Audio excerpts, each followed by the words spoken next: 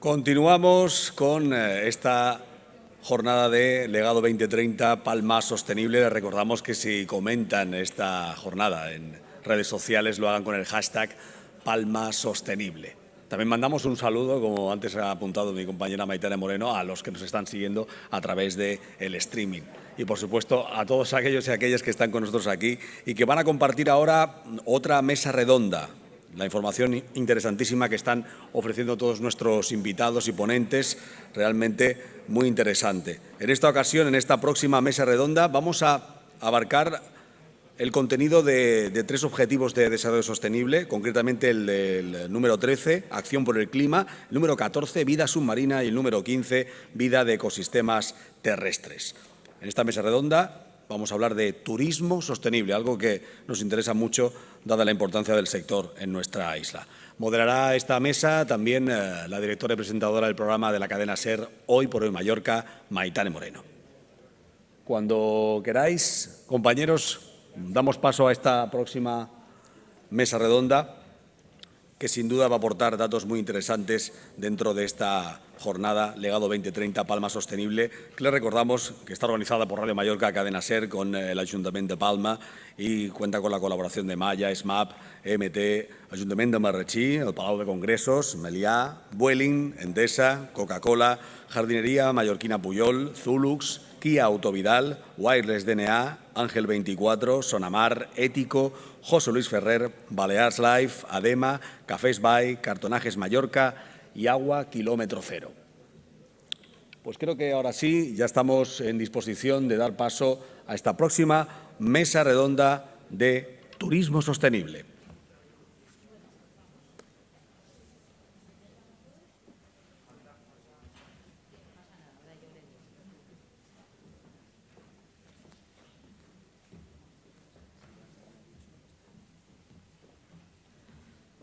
Tú te pones en esta. Estaba diciendo dónde se tenía que poner cada uno de ellos. Tomás aquí, Gabriel enfrente, aquí Elena conmigo. Y nos falta la última invitada a la que le están colocando el micrófono. Podéis sentaros si queréis.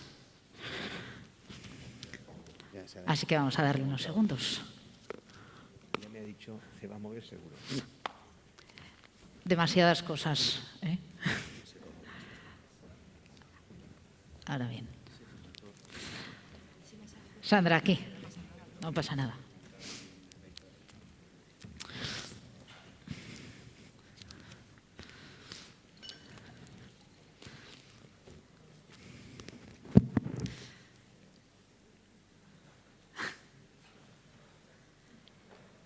El micrófono inalámbrico y la mascarilla son demasiados complementos en la cara.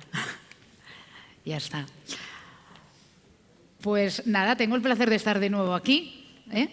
Así que seguimos en Legado 2030 Palma Sostenible y llega el momento de abrir un debate clave cuando se trata de Palma, cuando se trata de Balears.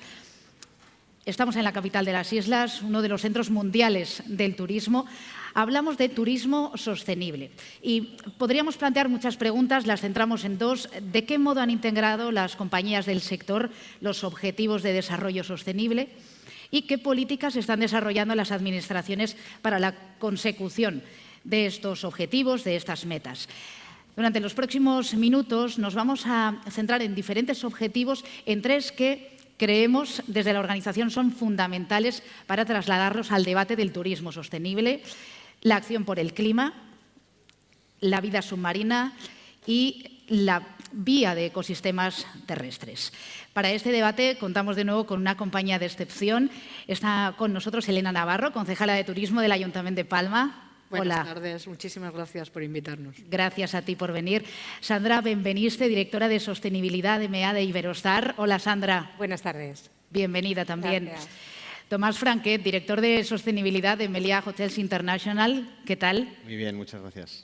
Y Gabriel Llovera, CEO de Garden Hotels. ¿Cómo Buenas está? tardes. Muy bien, muchas gracias. Me sale tutearos. Claro. Si os parece bien, Encantados. nos conocemos. Por supuesto. Nos conocemos. Podríamos comenzar utilizando el mismo formato que hemos utilizado antes. Una primera pregunta para enmarcar la cuestión a la que estamos haciendo de referencia y después una serie de ítems para hacer de este un debate lo más ágil y ameno posible. La gestión de entornos turísticos sostenibles se ha convertido en uno de los objetivos más importantes dentro de las cadenas hoteleras. Así que, señor Franquet, lo comentábamos al preparar este debate. En el caso de Meliá, y comienzo contigo, la sostenibilidad es una palanca de gestión transversal. Es a eso a lo que se refieren en Meliá cuando hablan de sostenibilidad. Sí, sencillamente es eso. Qué fácil es de decir, ¿no?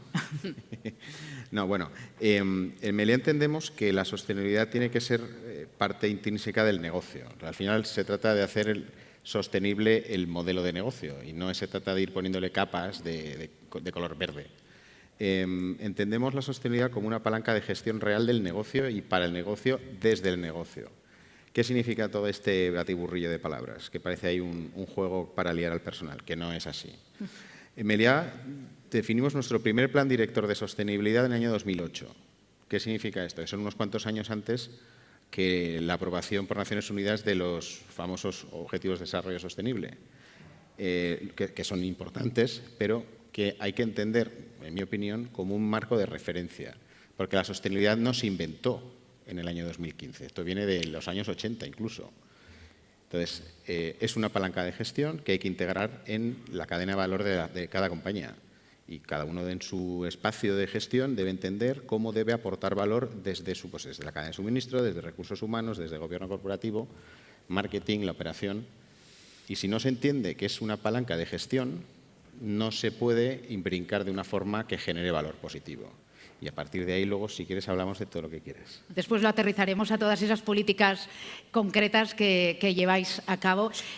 Señora Benveniste, en Iberostar trabajáis con un objetivo, muchos objetivos en el horizonte. Si tuviésemos que escoger uno para empezar, sería neutralizar las emisiones de carbono en 2030 en los establecimientos. Sí, yo creo que a la luz también, dando continuidad al debate que se ha tenido en la mesa anterior, ¿no?, donde se hablaba de descarbonización, de electrificación y de la importancia de que las empresas participemos, ¿no?, de que las administraciones solas.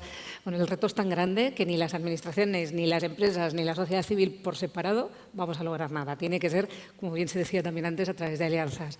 Pero desde luego también hay una metáfora que a mí me gusta utilizar, que decía el director de CODES, Víctor Viñuales, un muy buen amigo mío, en este espacio hace unos meses, que cada uno tiene que barrer su trocito de acera, ¿no? Entonces no vale con que digas que Endesa, que tiene mucha responsabilidad, haga todos los deberes, o que el Ayuntamiento, que el Consell hagan los deberes. También nosotros. Y en algo muy concreto, como es la descarbonización, a nosotros nos parece que la emergencia climática es tan grande que hemos puesto el 2030, 20 años antes, digamos, de las cifras que se están barajando. Bueno, ahora decía Endesa 2040, que me ha gustado mucho oírlo. 2030, nosotros como Iberostar, el ser neutro en carbono y empezando a trabajar desde ya y con toda la organización en eficiencia energética por aquello que decíamos que son las dos cosas. Hay que ir hacia certificados de origen, hay que ir a tener más renovables, pero también hay que ir a consumir menos energía. Entonces tenemos también unas metas muy claras, científicas, para llegar al momento deseado, ¿no? Las cosas no llegas a 2030 neutro si no haces los deberes de forma muy detallada.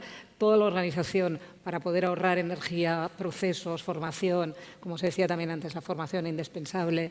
Entonces, respondiendo a la pregunta, sí, descarbonización, pasando por electrificación y decir, hacemos los deberes porque somos muy conscientes del momento de emergencia climática en el que estamos y donde todos tenemos que barrer ese trocito de acera.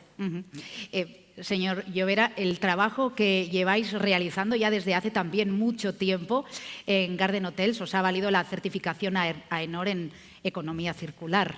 Bueno, nosotros esto lo llevamos en el ADN. Hace muchos años que estamos trabajando en esto. Muchos pueden ser más de 25 años. Lo que realmente lo tenemos documentado y ya desde el año 2014 trabajándolo ya a todos los niveles, tanto a nivel de todo nuestro equipo, todo el personal, tanto en los hoteles como en la oficina central, como también a nivel de proveedores, ¿no? Entonces, hemos conseguido concienciar a todo el mundo durante todos estos años y hemos trabajado muy fuerte con la Administración para poder conseguir pues, una serie de cambios en las leyes que no nos permitían hacer según qué cosas, que nos ha costado 4 años de trabajo con ellos y finalmente lo hemos podido conseguir y bueno, la verdad que estamos contentos porque hemos dado un paso de gigante para poder seguir avanzando pues ya directamente con todo esto. Hemos escuchado esta primera intervención de las 3 empresas importantísimas, empresas fundadas aquí en Mallorca, así que vamos a cerrar este primer turno de intervenciones con el Ayuntamiento de Palma. Señora Navarro, importantísimo que haya una colaboración público-privada, una vez que ya les hemos escuchado. Sí, bueno, se nos llena a veces la boca hablando de esto, pero es que es real. Y yo creo que con las horas que llevamos aquí, yo espero que esto sea una de las ideas que no por repetidas, por favor, pierdan valor, sino precisamente que queden como un ancla después de esta sesión. Claro, para el Ayuntamiento y para la Fundación Turismo Sostenible lo vinculamos a una ciudad sostenible. De hecho, no se adoptan medidas, algunas sí, pero específicas para un turismo sostenible, sino que lo importante, y yo creo que haber visto antes, haber oído antes en movilidad, energía, medio ambiente, etcétera, nos da esa visión de que el objetivo es buscar una ciudad sostenible. Si nos centramos un poquito más en ese turismo sostenible, ¿en qué estamos? ¿En qué estamos todos? En minimizar el impacto. En minimizar precisamente el impacto que tiene el turismo y, bueno, pues en proteger los recursos, en que genere empleo de calidad a la población. Y parece que esto es más difícil todavía, ¿no? Pero es que además todo eso hay que hacerlo involucrando al sector privado, al sector público, incluso a los turistas, ya en un doble salto mortal. Claro. Bueno, a eso es lo que llamamos turismo de calidad, espero. Entonces hablaríamos de las empresas, por supuesto de las administraciones públicas y del papel fundamental de los turistas, que no solo están demandando hoteles que estén de acuerdo con estos objetivos de desarrollo sostenible, sino que también ellos tienen una responsabilidad fundamental a la hora de actuar de manera responsable. Bueno, una vez que hemos cerrado este primer turno de intervenciones, me gustaría que, como decía antes, interrumpirse, añadir, complementar es sanísimo en este tipo de formatos. Así que yo iré dando paso, pero estamos más que abiertos a todo aquello que queráis ir añadiendo y complementando. Señor Franquet, el calentamiento global y los fenómenos naturales extremos son consecuencia de la huella humana en el planeta. ¿De qué modo se combina el desarrollo económico obvio de las empresas con la urgencia de las medidas para frenar el calentamiento global? Bueno, en relación al cambio climático, hay una combinación que aún no se sabe cuál es exactamente el mix adecuado, que es una parte es por el ciclo de la evolución del planeta en sí mismo y hay una parte que es inevitable, que es el efecto del ser humano en el mismo. Las compañías que no se... Vamos a hablar claro, ¿no? Aquellos que no se han enterado aún, porque aquí podemos poner todo el lenguaje de management que queramos, pero cuanto más claro hablemos, mejor. Aquellos que no se enteren de que el cambio climático es una realidad y que las compañías en general, da igual la industria. Lo que pasa es que las turísticas vivimos de los destinos con más intensidad que otras industrias, ¿no? Si no estamos en condiciones de entender a qué riesgos estamos expuestos, pero no ahora, en los próximos 5, 10, 15, 20 años, pues posiblemente tengamos un futuro turístico relativamente reducido. ¿Qué significa esto? Significa que hay que gestionar riesgos, pero también estar en condiciones de aprovechar oportunidades. ¿Qué implica? Implica entender el impacto que el cambio climático puede provocar financieramente en las empresas. Yo estoy convencido de que ningún director de expansión de una compañía hotelera con 2 dedos de frente querría o propondría a su equipo directivo abrir un hotel en un entorno en el que la media de temperatura al año sea 54 grados. Y seguro que encuentra un target de clientes que le encanta los 54 grados, pero será muy reducido. ¿A qué voy? Que es probable que haya ciertas zonas del planeta que con la evolución del clima pues tengan unos incrementos de temperatura extremos en los próximos 5, 10, 15, 20, 25 años. Entonces, entender cómo ese impacto genera, o sea, cómo el cambio climático puede generar un impacto irreversible financieramente para las compañías es el primer paso para entender qué es lo que hay que hacer para establecer no nuevos modelos de turismo, pero sí transformar el entendimiento actual del modelo de gestión turística hacia una realidad a la que nos vamos a tener que adaptar sí o sí. Por lo tanto, cuanto antes empiece, mejor.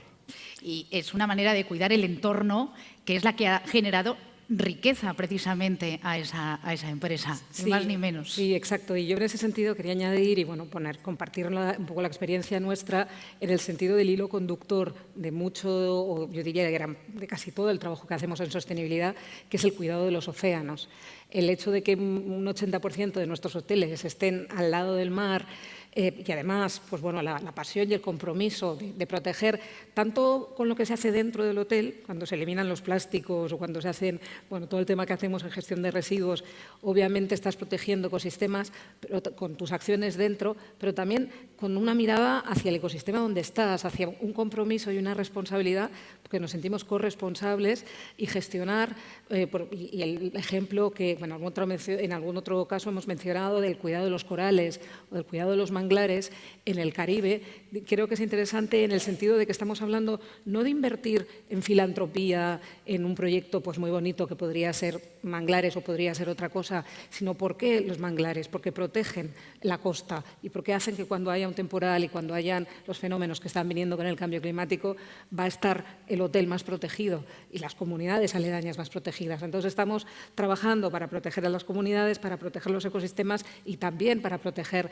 los hoteles donde estamos. Es buscar esa estrategia en la que hay un ganar-ganar, en el que está, digamos, dentro de la forma estratégica de pensar en lo que hacemos en salud costera, y el equivalente ahora lo estamos empezando a hacer aquí también en EMEA, trabajando con Posidonia, queriendo trabajar con dunas, entendiendo el momento en el que estamos y el compromiso y la corresponsabilidad.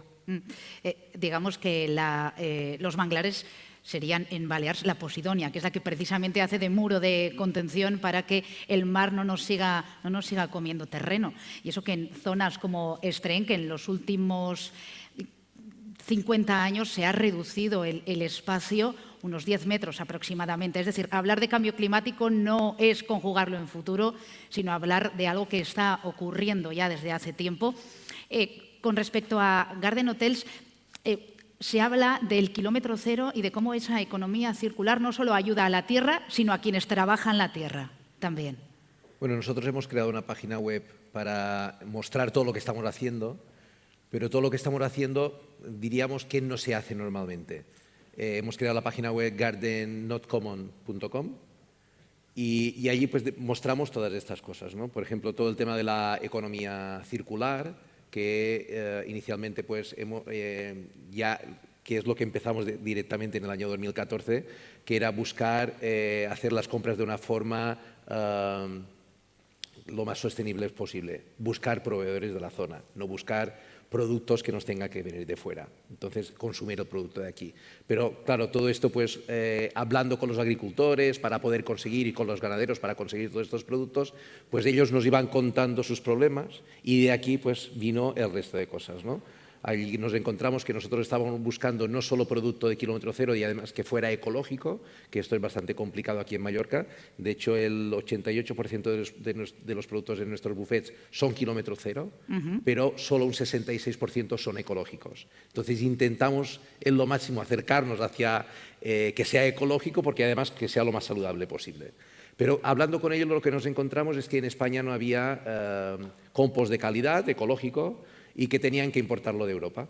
Entonces, claro, aquí ya vuelves a hablar de camiones, vuelves a hablar de barcos y otra vez camiones para llevarlo, ¿no? Y lo que entonces, todo conservas esto de un lado lo estás quitando fastidiando de otro. por el otro. Entonces, con ellos hablando fue cuando nosotros decidimos crear la planta de compostaje y con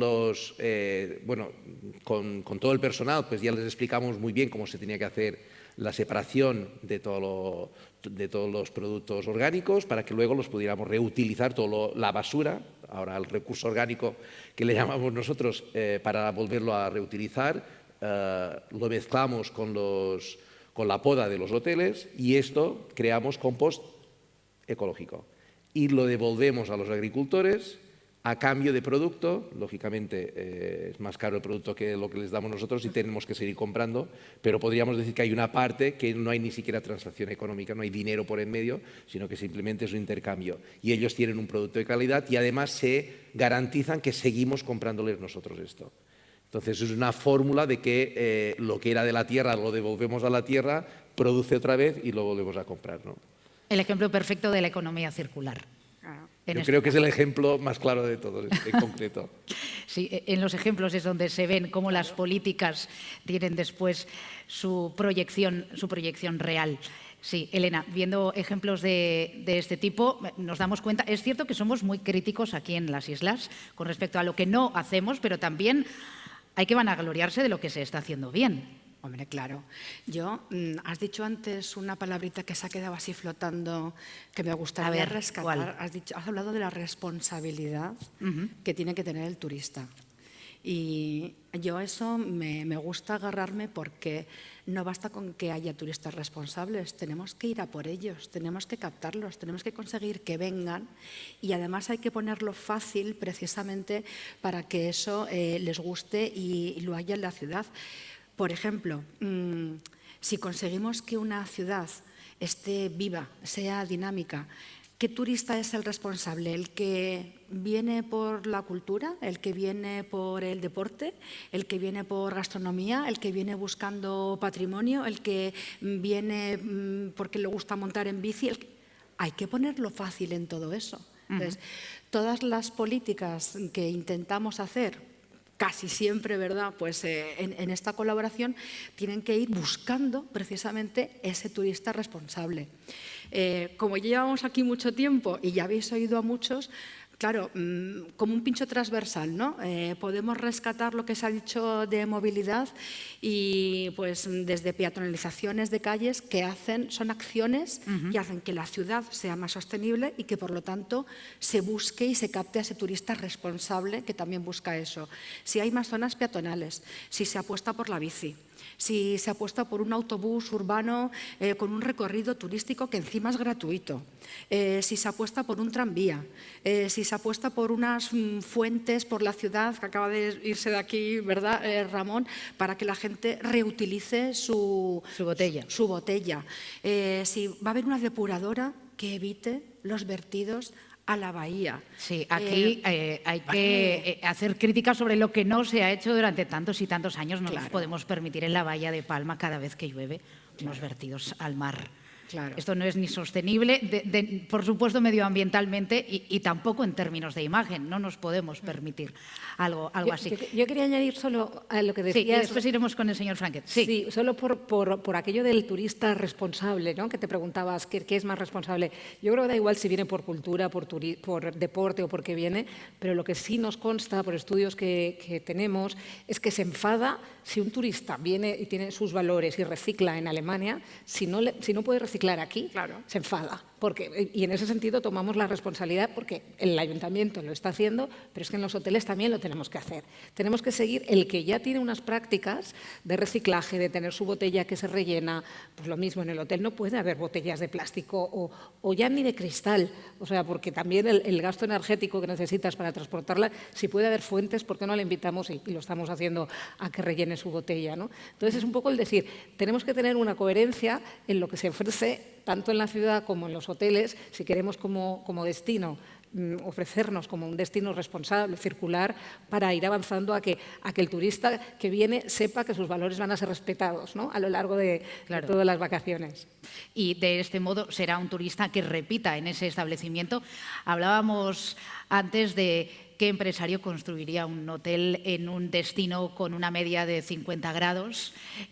Tenemos que, obviamente, luchar contra el cambio climático para que Balears, el Mediterráneo, es uno de los lugares ahora mismo más sensibles al aumento de la temperatura del planeta. Tenemos que luchar para que no se eleve tanto como para que Mallorca deje de ser un destino agradable para todos, ¿no? La reducción de la huella hídrica es uno de los puntos importantes en Meliá, porque con respecto al aumento de la temperatura también está el descenso de las lluvias. ¿Y qué turista abre el grifo y deja durante media hora el agua? Como se dice comúnmente, me lo has puesto a huevo. Se ha comentado cuál es el perfil del turista sostenible. No sabemos, porque al fin y al cabo ser responsable no es un tema de comportamiento, es un tema de actitud. Efectivamente, si yo en mi casa no dejo el grifo abierto durante 2 horas, no lo haré en un hotel. o en otro alojamiento. Pero no lo haré si tengo educación. Cuando digo educación no me refiero a si he ido pasando los cursos que toca. Me refiero a educación en comportamientos y en valores cívicos. Porque hay que entender una cosa. El agua es un recurso que en ciertos destinos empieza a ser escaso y hay una necesidad de gestionar el consumo de forma responsable y eficiente. No sirve de nada que las compañías apostemos por sistemas innovadores y con una tecnología adecuada que minimice el consumo, si luego el que va a ser usuario final de ese recurso pues no tiene un comportamiento cuando menos similar al que tendría en su casa, ¿no? Pues decía, oye, pues no sé si es sostenible o responsable un turista que apuesta por la cultura, no lo sé. Turista cultural ha habido siempre, turista de deportes ha habido siempre, turista de náutica ha habido siempre, pero tiene que haber algo que une, porque al final son momentos de consumo, porque tú puedes venir acá a Baleares a consumir cultura, a consumir gastronomía, a consumir náutica, y lo tienes todo en uno, pero serás o no sostenible o responsable en función de cómo transmites el comportamiento, porque tienes que transmitir el respeto por el destino. A mí no se me ocurriría ir a otro sitio y hacer salvajadas. Como no me ve nadie, ¿no? Aquí puedo hacer todo. No, es un tema de educación. Y es un tema de educación y creo yo, es una opinión muy personal, que es que, y esto afortunadamente aquí sí que se ve y se percibe, tenemos que respetar y valorar lo que tenemos, porque si no valoramos lo que tenemos no vamos a poder exigir que los que vengan a conocerlo lo valoren tanto, o al menos tanto como nosotros. Es un tema de educación, un tema de valores. Y volviendo a la pregunta de la huella hídrica, está, digamos, en los últimos años, todo el mundo está calculando su huella de carbono. La huella hídrica es tan o más importante, porque, por ejemplo, nosotros tenemos hoteles en Dominicana. Dominicana es un destino que no sé si mucha gente sabe, empieza a tener un problema de salinización de pozos de agua potable. Un pozo de agua potable salinizado no se puede recuperar. Entonces hay que ser consciente de qué recursos tenemos, qué consumo podemos hacer y hacerlo de la manera más eficiente y, ojo, con todos los sistemas de circularidad, porque de la misma manera que se puede gestionar de forma circular el residuo, se puede utilizar de forma circular el agua. Claro.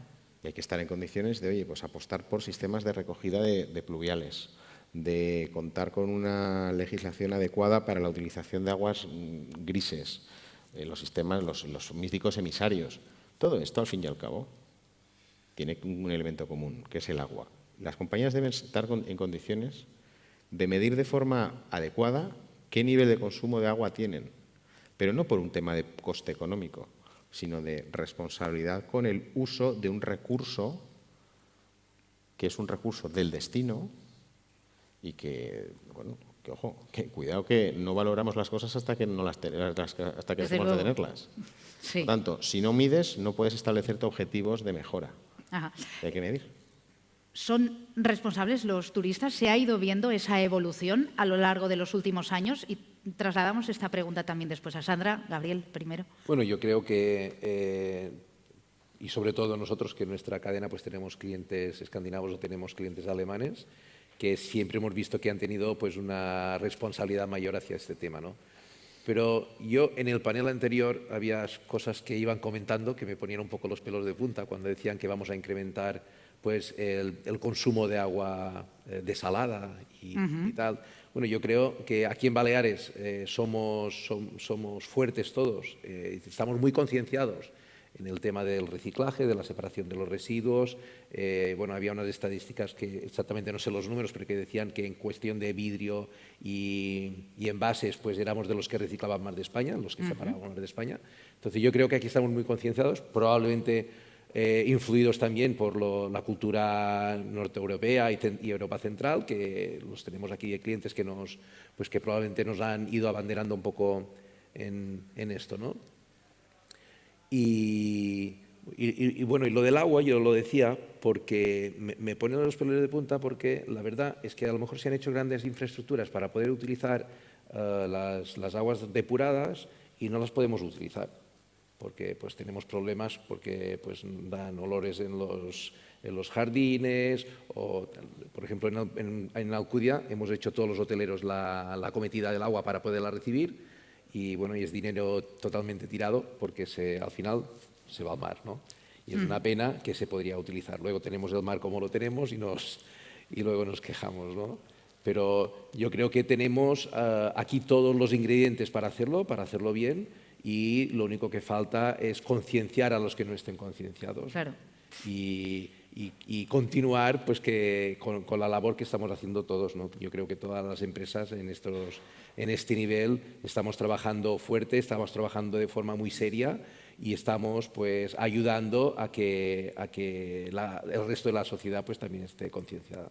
La continuidad del sector depende de ello, además. Sí, y decías, bueno, ¿los turistas están ya más concienciados? Yo creo que sí, y además es que cuando uno lo piensa, ¿no? ¿Quién no quiere ayudar a cuidar los océanos, a cuidar el ecosistema en el que está? Si te dan a escoger ir a un sitio más responsable, un sitio menos responsable, creo que hay una ya importante mayoría que va a querer, ¿no? Contribuir a cuidar el entorno en el que está y quiere que sus hijos sigan disfrutando del sitio donde él o ella ha pasado las vacaciones, ¿no? Y lo que vemos, por poner ejemplos concretos, incluso a veces nuestros equipos, ¿no? Los empleados en los hoteles piensan que va a haber más reticencia o que las personas, los clientes van a decir, uy, no me quites la botella de la habitación porque las hemos quitado, hemos puesto una jarra para que se la rellenen con las fuentes de agua y las personas lo agradecen.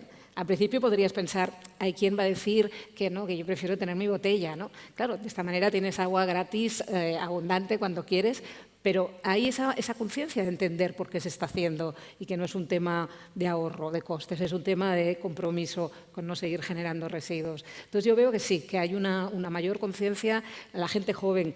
Yo creo que venimos o vienen más preparados todavía, en ese sentido, más conscientes y creo que a veces incluso pensamos y somos un poquito más prudentes pensando no van a estar preparados para hacer este cambio y sí lo están. Mucho más que nuestra generación. Ellos ya lo tienen integrado en su ADN. Van a ser, los turistas del futuro van a ser tremendamente responsables, mucho más conscientes que quizá nosotros de la importancia de trabajar para ello. Si quieres añadir una reflexión, Elena, y después podemos entrar en el aspecto de la descarbonización, que también es fundamental. Yo lo ligaría todo también con la innovación, y una innovación entendida no solo como tecnología, no solo es la tecnología.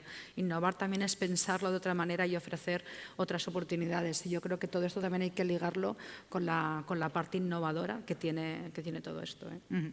La descarbonización. Sí, Gabriel. Perdona, no, nada más que añadir un apunte. Por ejemplo, en el año 2019, nosotros con la política de No Plastics conseguimos evitar 1,5 toneladas de plásticos de un solo uso.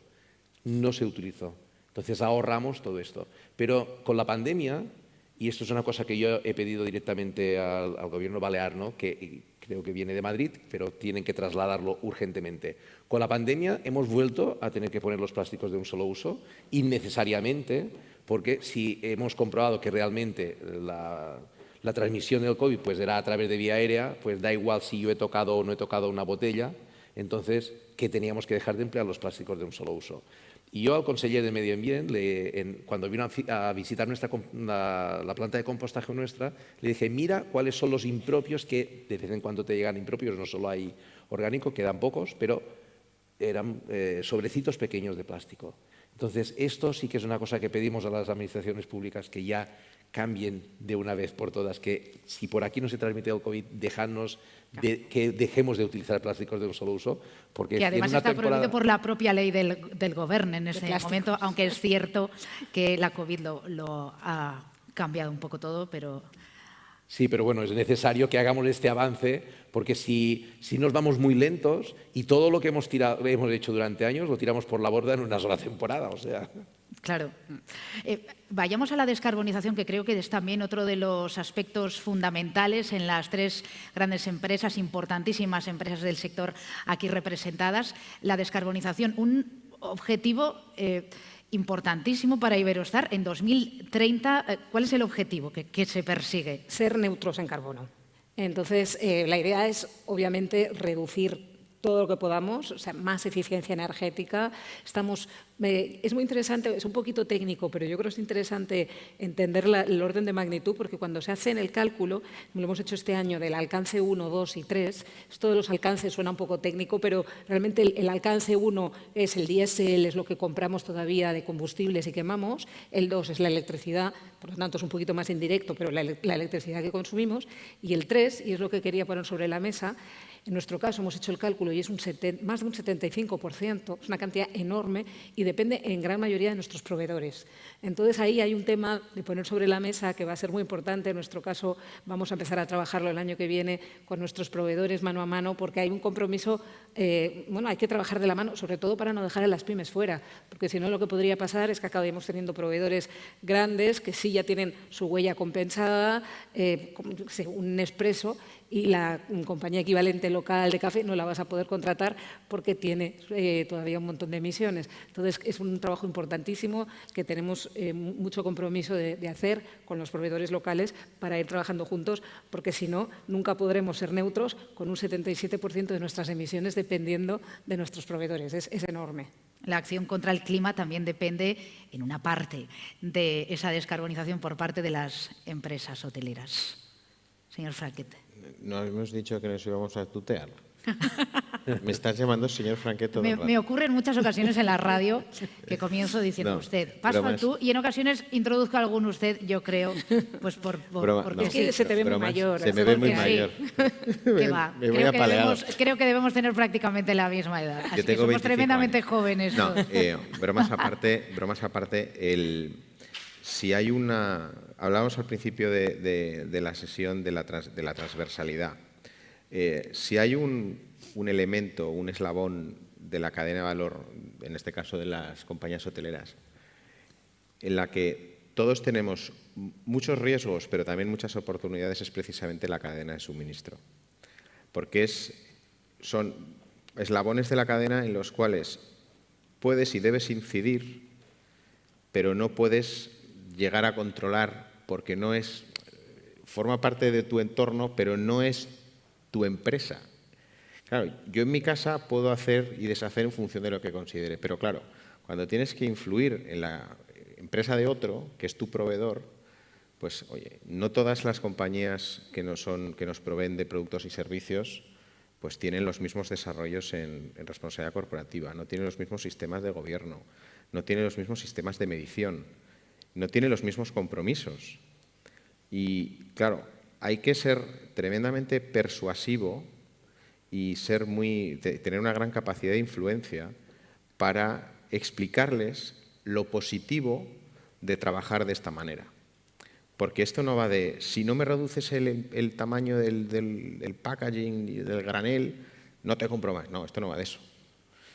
Porque al final se comentaba, oye, la innovación, la tecnología, los nuevos formatos, nuevas alternativas de embalaje, todo eso afecta no solamente a nuestra huella, porque para nosotros es el alcance 3, pero es que para ellos es el alcance 1 y 2. Por lo tanto, en el momento en el que logras que tu proveedor esté a la misma altura, en la misma mesa que tú, como dicen los ingleses, en la misma página, entonces el discurso cambia. Y las compañías que tenemos pues, compromisos claros, enfoques pues, que tienen una trayectoria ya de varios años con nuestros aciertos y nuestros errores, pero sobre todo hay mucho aprendizaje, tenemos la responsabilidad de transmitir a la cadena, en este caso de suministro, la importancia de que se sumen al carro de verdad y de ayudarles y de probar cosas nuevas y de equivocarnos, porque aquí siempre se habla en sostenibilidad, no, todo es bonito, todos somos estupendos, todos lo hacemos bien, pues no. O sea, a mí, ¿qué es lo que me apetece? Oye, pues nos hemos equivocado, dijimos esto, pensábamos que íbamos a hacerlo de esta manera y nos ha salido el tiro por la culata. Y es precisamente de los errores de lo que realmente se aprende. Y es que en el mundo de la sostenibilidad todo es maravilloso. Y resulta que no es cierto, porque hay errores de los que se tiene que aprender. Hay reuniones con proveedores con los que tienes que explicarle por qué le estás pidiendo eso. O sea, no es un tema de depresión o porque... No, es... De cambio de mentalidad. Efectivamente. Porque también yo decía al principio, es que referirme a mí mismo me parece hasta de mala educación. Pero al final esto se trata de comportamientos. De comportamiento del cliente, del turista, de la empresa, del proveedor.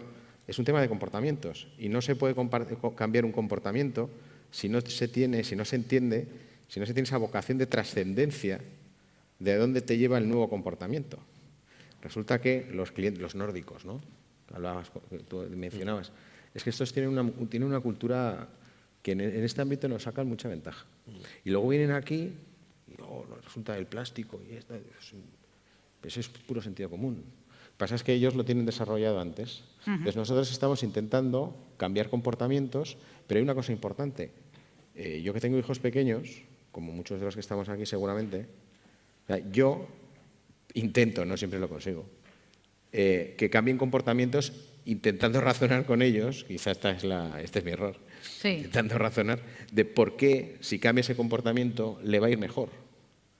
Y muchas veces, sin llegar al infantilismo de los cambios en la gestión, creo que si no estamos en condiciones, las empresas que realmente nos creemos esto, de explicar a nuestros grupos de interés, cliente, empleado, proveedor, quien sea, de la necesidad de tener un comportamiento diferente, pues vamos a estar cometiendo los errores de siempre con una amalgama de discursos grandilocuentes y maravillosos que no van a generar ningún tipo de resultado. Y eso puede ser tremendamente frustrante. Con respecto a la descarbonización, ¿cómo va esta asignatura tan complicada de aprobar? Yo creo que más o menos todos vamos haciendo pues las mismas cosas y nos vamos apoyando unos con otros y nos preguntamos y vamos copiando. Nosotros lo que sí hemos hecho ha sido, creemos que podemos ayudar a otra gente a coger la misma senda, ¿no? Y con el tema nosotros del compost, pues esto nos ha dado mucho juego para hacer muchas cosas.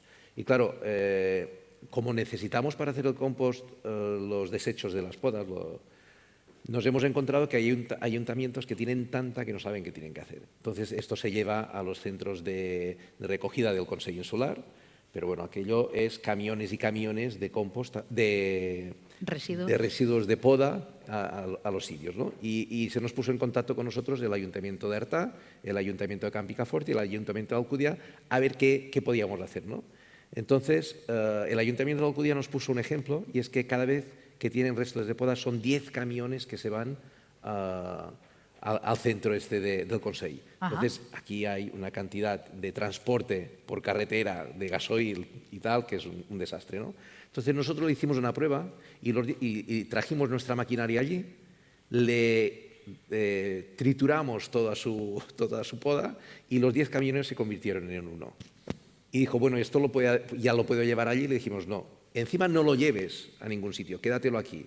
Entonces, esto lo vamos a convertir en compost vegetal y lo vas a dar directamente a tus agricultores.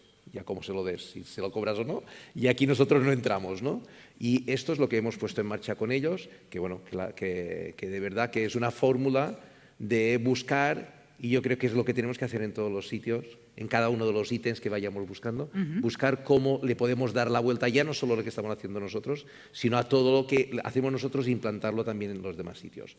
Y una pata muy importante que normalmente en la sostenibilidad siempre nos dejamos, que es la pata social, ¿no? En Garden le damos muchísima importancia a la pata social y buscamos cómo podemos ir o cómo podemos ayudar a la sociedad que nos rodea, pero lo más próxima posible. Y, por ejemplo, está el tema de que para limpiarnos un poco la imagen con la descarbonización, pues sembramos árboles, ¿no? Y decimos, voy a sembrar... Bueno, pues en vez de sembrar los árboles, siéntate con los agricultores y dice, lo que me voy a gastar con árboles, los voy a sembrar para ti, para que tú los puedas cultivar y encima a ver si yo te puedo comprar. De forma que todo siga otra vez con la economía circular y vuelva, pero que realmente tenga un sentido real, que no sea pues una cosa solo de lavado de imagen, sino que realmente pues esto lo pueda aprovechar alguien. Son ejemplos concretos interesantísimos. Con y lo si que quieres añadir algo los más. Árboles, que ¿verdad? Pues por cada vez que hagas esto te planto un árbol. Oye, pero lo que no se dice es que ese árbol va a estar en condiciones de limpiar el ozono dentro de 30 años. Por lo tanto, a veces yo creo que se lanzan mensajes que sirven para sensibilizar en cierto modo, pero también generan una tremenda confusión. Dices, no, pues yo he consumido X, pues he plantado 3 árboles, yo ya estoy libre, Claro. libre de culpa, yo ya puedo seguir. No, esto no es así.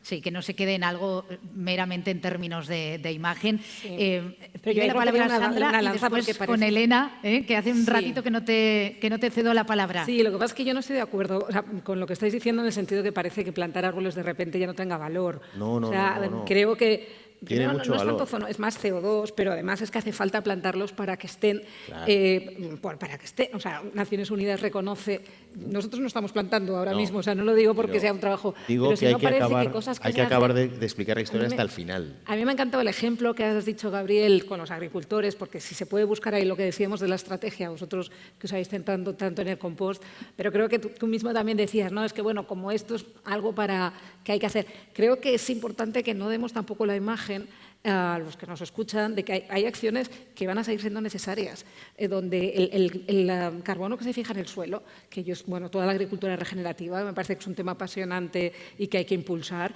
es mucho más complicado de medir porque cuando luego vuelves a utilizar esa tierra, etcétera, se vuelve a ir. Pero justamente los árboles, o sea, es que hay que plantar y más en una isla como Mallorca, que creo que hay mucho espacio para seguir reforestando y ahí van muchos proyectos internacionales de rewilding en Londres, en grandes capitales. O sea, solo una lanza, la rompo, sigue siendo importante. Pero cuando no he hablamos dicho que de- no se hiciera, he dicho que se haga y además que tenga un sentido hacerlo. Sí, No creo solo que el se han sentido. complementado perfectamente los tres Y hay que puntos de explicar vista. la historia hasta el final, porque es muy importante reforestar. Sí. Pero si tú le dices a alguien que reforestas, pero que el resultado se va a acabar viendo dentro de tanto tiempo, por lo tanto no dejes de tener este comportamiento, cierras el círculo. Estamos hablando de la colaboración público-privada como uno de los ejes fundamentales del Ayuntamiento de Palma cuando hablamos del turismo y del turismo sostenible y hemos visto ejemplos de cómo actuando de manera local pensamos de manera global ideas que han surgido de la iniciativa privada y a las cuales se ha sumado después la iniciativa pública y además desde ese ámbito global. Quizá algunas de estas ideas ya las ha anotado mentalmente Elena para trasladarlas, entre otros, a Ramón Perpiña, pero cuando hablamos de esa colaboración también se trata no solo de que no haya plásticos de un solo uso en el hotel, sino también de que cuando ese turista sale pueda coger una bicicleta, pueda en un momento dado disfrutar de otras cuestiones relacionadas con la sostenibilidad. Y en ese sentido, ¿qué se está haciendo desde el Ayuntamiento de Palma? Básicamente, aparte de lo que hemos enumerado antes, gestión de flujos, que se llama. Ajá. Pero yo antes quería decir una cosita sobre la huella de carbono y me vais a permitir que ahí me suba un poco del ámbito municipal, porque yo creo que en esta trayectoria hay que medir, que antes has hablado tú de la medición, que es fundamental, medir, reducir o compensar, que se hacen un poco las dos cosas, se hace, como hablabas también tú, reducir y compensar, y tener fe. Y cuando digo tener fe, me refiero a tener fe en la tecnología. Y en medir, en la primera mucho de medir, va a haber un salto exponencial porque, bueno, creo que ya sabéis que Mallorca entra a formar parte del Observatorio Mundial de Turismo Sostenible. Por lo tanto, ahí tendremos tal volumen de datos que ya nos podemos poner todas las pilas a digerir datos para que las decisiones que tomemos en base a toda esa información que vamos a recibir, que nos va a ayudar muchísimo. Reducir y compensar. Ya hay iniciativas, es que no sé si se llaman bancos de carbono, o sea, ya hay iniciativas en las que precisamente si yo dejo huella a cambio compenso con, pero ya no lo hago por mi cuenta, hay plataformas ya para esto, Ajá. interesantísimas. Hay otra iniciativa que, por ejemplo, mide, ya hay empresas que, bueno, con mediciones de huella de carbono en concreto para acciones turísticas. Por ejemplo, en Madrid ya hay una que mide la huella de carbono que deja el turismo de congresos, el MAIS. Ajá. Es decir, que no solamente es medir, es compensar, es reducir y la fe en la tecnología y en los nuevos combustibles y demás. Yo cuando empezaron a hablar, de la vergüenza a volar, ¿te acuerdas? Y si son más de 2 horas, no sé qué, y son menos... Claro, entonces pensamos, ostras, ¿ya Mallorca? Es que cómo les dé vergüenza volar y... Bueno, pues ya hay compañías aéreas que se atreven a poner fecha de cuándo van a tener su primer avión de hidrógeno. Eso es mi parte de fe en la tecnología. Y hablando de la tecnología, esa Sí. aplicación que se ha puesto en marcha en el Ayuntamiento de Palma, una aplicación para conocer cuál es el índice de ocupación de las playas a causa de la COVID, pero que puede Claro, venir eso lo muy aceleró. bien para no coger el coche, algo que hemos hecho mucho los Eso mallorquines, es. también los turistas, y comenzar A ver, sí. a buscar playas. No, Sí. pues ya voy directamente a la playa que sé que está menos ocupada. Sí, esto lo aceleró la pandemia, que si alguna cosa buena ha tenido es que nos obligó a todos a correr, y va en la línea que me has dicho antes de gestión de flujos. Es decir, si desarrollamos una aplicación donde, una vez más, no solo el turista, sino cualquiera puede medir, puede consultar la ocupación de una playa, aparte del agua, la bandera, si es accesible, si puede ir en silla de ruedas, aparte de todo eso. Ajá. Si yo puedo consultar antes de salir de casa el grado de ocupación, ya decido si voy, no voy, y como tú bien has dicho, me ahorro ese viaje, el coche, cuando encima lo pongamos que también se sabe dónde aparcar, ya ni te digo. Bueno, imagínate. El éxito ha O sido ir no en solamente transporte público, por ejemplo. Efectivamente. Y el éxito ha sido no solamente eso, es que este año ya está en toda Mallorca. Es decir, cuando una iniciativa tiene éxito, también se sabe porque de un año para otro ahora es toda Mallorca. Ajá. La gestión de flujos empezó, por ejemplo, con los cruceristas, con una web donde el crucerista podía ver en tiempo real un mapa de calor, viendo precisamente la ocupación de la ciudad, para evitar que vayan todos al mismo sitio, por el mismo sitio y a la misma hora. Bueno, cuando eso lo pueda consultar también cualquier residente, que esté para este verano, pues toda esa gestión de flujos es lo que hace que el turismo sea más sostenible. Esas son medidas más específicas solo de turismo, o paradas disuasorias. Cuando llega el crucero y todos van en el mismo autobús que les deja en el mismo sitio. En la catedral. Claro, pues si pones paradas disuasorias de modo que unos dejan en Plaza de España, otros en el muelle, otros, si lo vas haciendo que sea circunvalado, luego ya van llegando por sitios diferentes, el comercio de la ciudad también se ve enriquecido. Todo eso es sostenible, es Claro. un turismo más sostenible. Yo creo que en esta mesa están saliendo muchísimos ejemplos concretos más allá de la teoría sobre la sostenibilidad.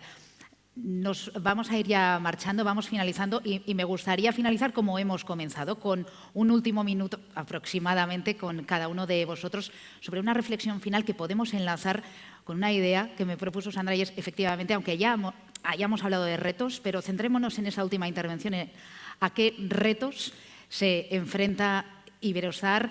Hemos hablado de la reforestación, de todas estas cosas que estáis haciendo, hemos hablado también de la importancia del cuidado de los océanos, de la descarbonización. ¿Y qué otros retos querríais poner sobre la mesa? Sandra. Yo creo que, bueno, relacionando reto y oportunidad, ¿no?